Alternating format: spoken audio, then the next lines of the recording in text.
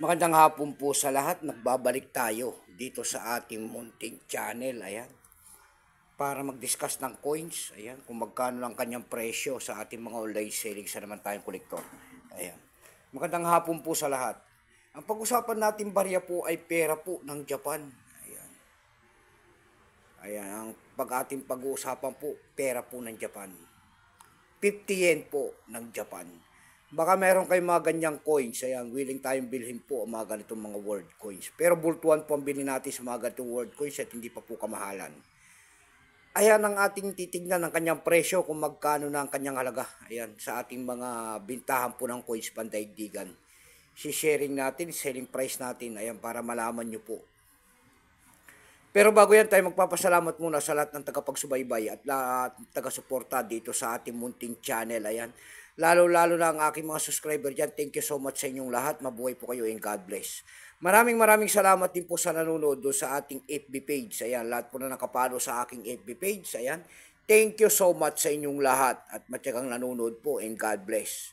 Ayan, yung mga magpapa-shoutout dyan ay mag-comment po kayo at pagkatapos po ay makita natin siya shoutout natin po dito sa ating munting channel. Yun naman po hindi pa po nakapag-subscribe dito sa ating munting channel, anyayahan ko lang sana kahit malaking tulong na po ubagay ang inyong magagawa. At malaking tulong na po sa akin yan. Ayan, tulad ng pagpindot sana ng ating subscribe button, like and share para ma-update ko naman kayo sa mga bago ko pang ilalabas na video.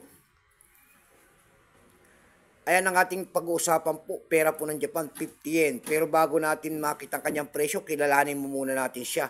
Issue po nito ay Japan.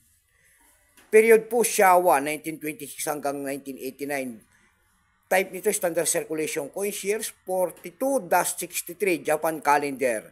Dito naman sa atin, ito po ay year 1967 hanggang 1988. Value nito, 50 yen, Japan.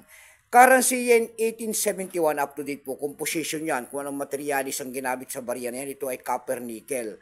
May bigat lamang itong 4 grams, may habang 21 mm. May kapal po naman itong 1.7 mm. Hugis po niyan. Ayan. Hugis po niyan ay round with a round hole. Ang orientation ay medal alignment. Number N-1026. Reference number KM-Y-81. Ito pong year 1974 na ito po ay 26%. Kung ilang piraso po ang ginawa ng Japan sa barya na hawak natin, ito po ay 470 milyong piraso po. May price na rin po yan doon sa ating numista. Kung tawagin ng ating mga kolektor, yung kanyang very fine po ay 22. Extra fine po tawagin nila ay nagkakalaga po ng 32. Yung circulated po nito ay 56 pesos. Dako naman tayo sa kanyang mga presyo. Ayan. Doon sa ating EB.com po, meron tayo nakita nagbebenta nito ng $8. Nasundan po yan ng $7.35. Yung pinakamababa po na bintahan doon na nakita natin ay $1. Dako naman tayo sa Carousel PH kung tawagin nila.